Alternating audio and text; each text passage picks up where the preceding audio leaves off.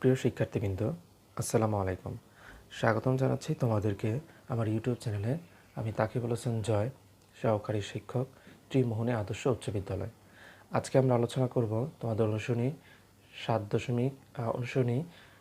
2.3-এর 26 নম্বর অঙ্কটি, এবং এটি তোমাদের এই চ্যাপ্টারের জন্য সবচেয়ে গুরুত্বপূর্ণ একটি অঙ্ক। এবং এই অঙ্কটি তোমাদের প্রায় সময় পরীক্ষাতে এসে থাকে। তো এই 2.3-এর 26 নম্বর অঙ্কটির সাথে পূর্বে 2.2-এর 12 নম্বর অঙ্কটির কিছুটা অংশ মিল রয়েছে। তাই আমরা যখন 12 নম্বর অঙ্কটি করেছিলাম তখন বলেছিলাম অঙ্কটি ভালো করে বোঝার জন্য, যাতে আমাদের পরবর্তী চ্যাপ্টারে পরবর্তী আরেকটা অঙ্ক আছে যাতে বুঝতে সুবিধা হয়। তাহলে আজকে আমরা 26 নম্বর অঙ্কটির সমাধান করব ইনশাআল্লাহ। 26 নম্বর অঙ্কে চেয়েছে রাসেল একজন ঘড়ি ব্যবসায়ী, অর্থাৎ সে ঘড়ি বিক্রি করে, ঘড়ি ব্যবসা তার। তিনি একটি ঘড়ি 625 টাকায় বিক্রি করায়, অর্থাৎ ঘড়িটি সে 625 টাকায় বিক্রি করেছে, যাতে তার 10% ক্ষতি হলো। অর্থাৎ 625 টাকায় সেই ঘড়িটি বিক্রি করায় তার 10% ক্ষতি হলো। তাহলে এখানে একটি সৃজনশীল প্রশ্ন, তাহলে ক, খ, গ তিনটি অংশই রয়েছে। তাহলে ক নম্বর চেয়েছে ঘড়িটির বিক্রিতে কত টাকা ক্ষতি হলো। এই যে 625 টাকায় সে যে ঘড়িটি বিক্রি করেছে, এতে তার 10% ক্ষতি হয়েছে। তাহলে সে 625 টাকা বিক্রি করায় তার কত টাকা ক্ষতি হলো। লিখব ক নম্বর,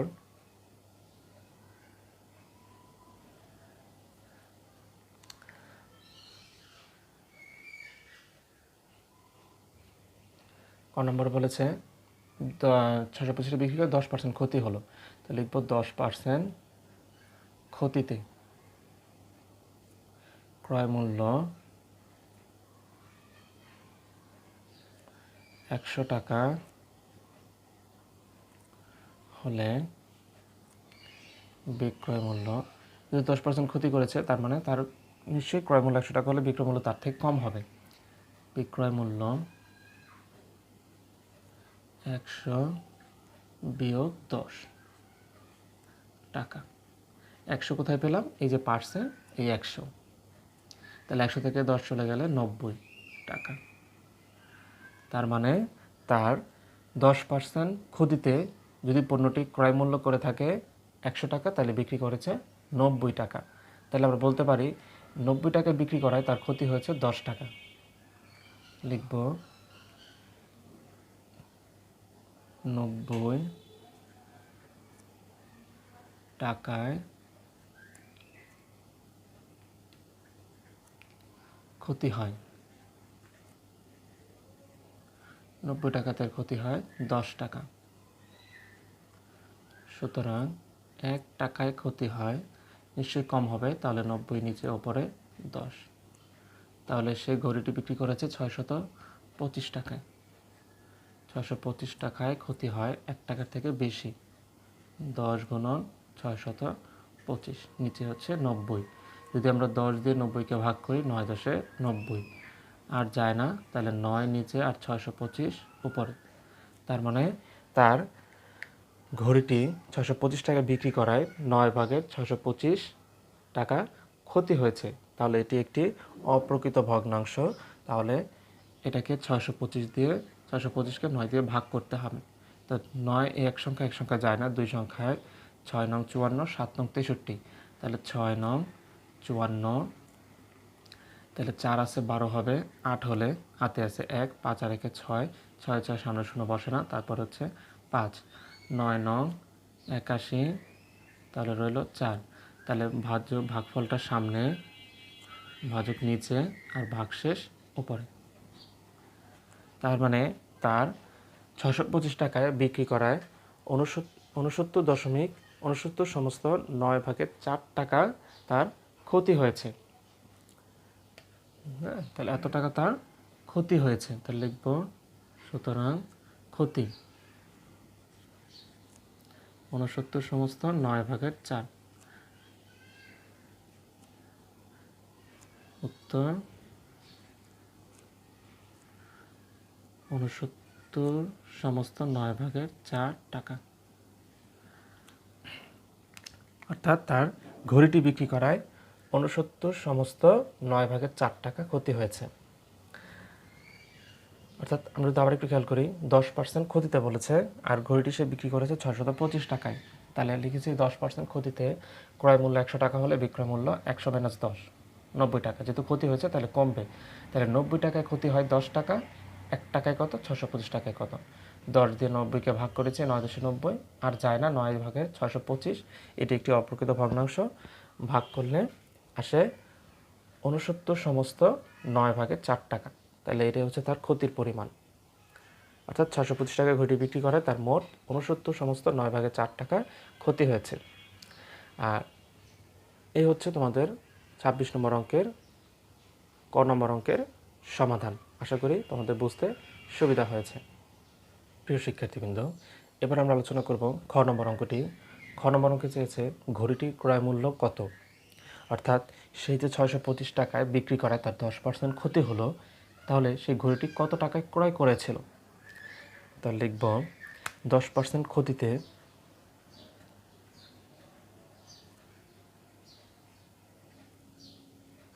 ক্ষতিতে 10% ক্ষতিতে ক্রয় মূল্য 100 টাকা হলে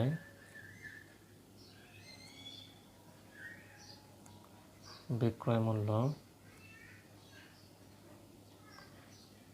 কম হবে 100 বিয়োগ 10 টাকা সমান 90 টাকা। তার মানে তার 10% ক্ষতিতে ক্রয় মূল্য 100 টাকা হলে তখন বিক্রয় মূল্য 90 টাকা। তাহলে আমার অঙ্কে চেয়েছে ক্রয় মূল্য বের করতে। তাহলে ক্রয় মূল্যটাকে আমার ডান পাশে লিখতে হবে। তাহলে বিক্রয় মূল্যটা আগে লিখব। তাহলে বিক্রয় মূল্য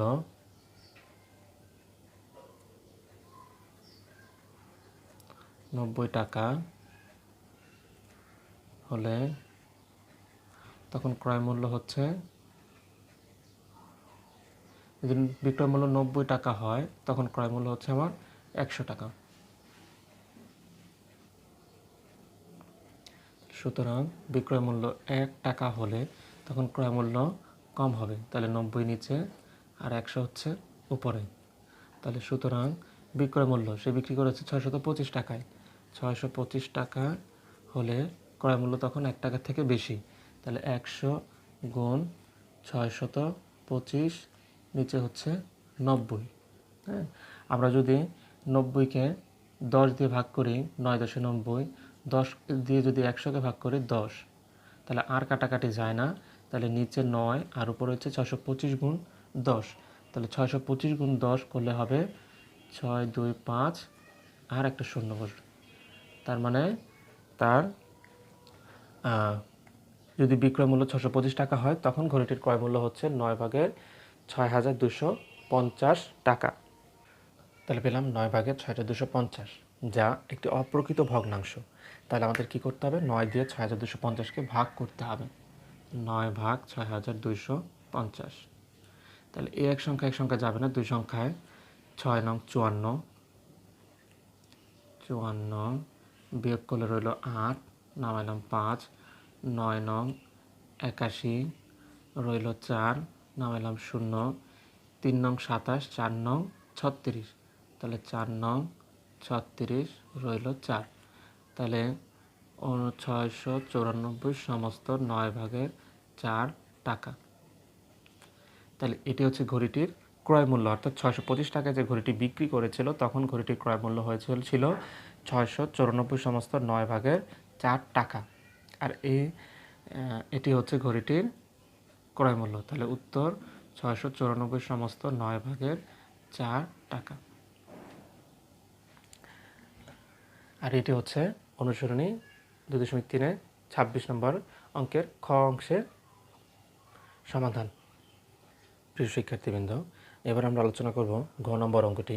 ঘ নম্বরকে চেয়েছে ঘড়িটি কত টাকায় বিক্রি করলে তার 10% লাভ হবে। অর্থাৎ সে কত টাকায় ঘড়িটি বিক্রয় করলে তার 10% লাভ হবে। তাহলে খ নম্বর অঙ্কে পেয়েছি আমরা যে ঘড়িটি সে ক্রয় করেছিল 694 সমস্ত 9 ভাগের 4 টাকা দিয়ে। তাহলে এখন ঘড়িটি সে যদি কত টাকা বিক্রি করে তার 10% লাভ হতো। তাহলে লিখব 10% লাভে। 10% লাভে ক্রয় মূল্য যদি 100 টাকা হয় তাহলে বিক্রয় মূল্য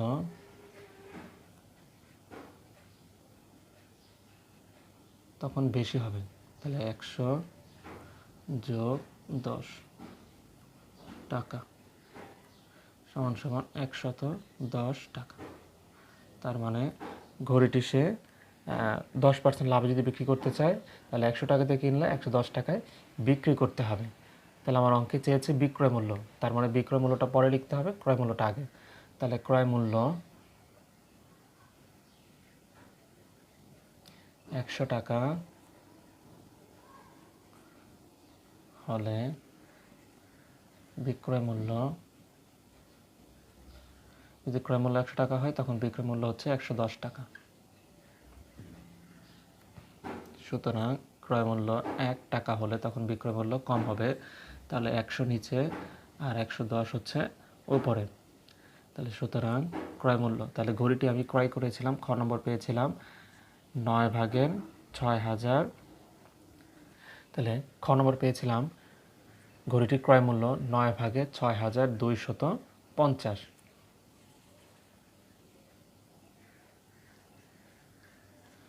6250 টাকা হলে তখন বিক্রয় মূল্য 1 টাকা থেকে বেশি হবে না। যদি ক্রয় মূল্য 100 টাকা হয় তখন বিক্রয় মূল্য 110 টাকা।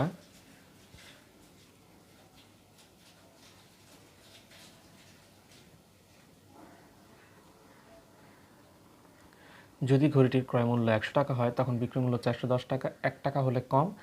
আর 9/6250 টাকা হলে তাহলে ঠিক কম হবে। তাহলে এটা যেভাবে আছে ঠিক সেভাবেই আসবে, নিচে 9 নিচে 9ই থাকবে, উল্টাবে না, কারণ এখানে বেশি হয়নি, কম হবে। কারণ আমরা জানি 1 থেকে প্রত্যেকটা ভগ্নাংশ সংখ্যা ছোট। তাহলে উপরে ছিল 110, নিচে ছিল 100, তাহলে গুণ হবে নিচে 9 আর উপরে হবে 6250। তাহলে আমরা যদি 10 দিয়ে এটাকে ভাগ করি তাহলে 10, 11, 110, 10 দিয়ে যদি ভাগ করি 10 10 100, আবার 10 দিয়ে যদি 6250কে ভাগ করি তাহলে হবে 625। তাহলে আর যাবে না, তাহলে নিচে রইল 9 আর উপরে আছে 625 গুণ 11। 625 গুণ 11 গুণ করলে আসবে, আমরা গুণ করি 625 রাফে যদি আমরা গুণ করি 625 গুণ 11, 5 ওকে 5, 2 ওকে 2, 1 6 ওকে 6, 0, 5 ওকে 5, 2 ওকে 2, 6 দুগুণে 6 ওকে 6, তাহলে 5 7 8 6, তার মানে 6875। যদি আমরা 625কে 11 দিয়ে গুণ করি, 5 ওকে 5, 2 ওকে 2 আর 6 ওকে 6, 5 দিয়ে যদি 1 দিয়ে যদি আমরা 5কে গুণ করি, 5 ওকে 5, 2 ওকে 2, 6 ওকে 6, 5 এর 5, 5 আর 2 7, 6 2 8, 6 6, তারপরে 6875।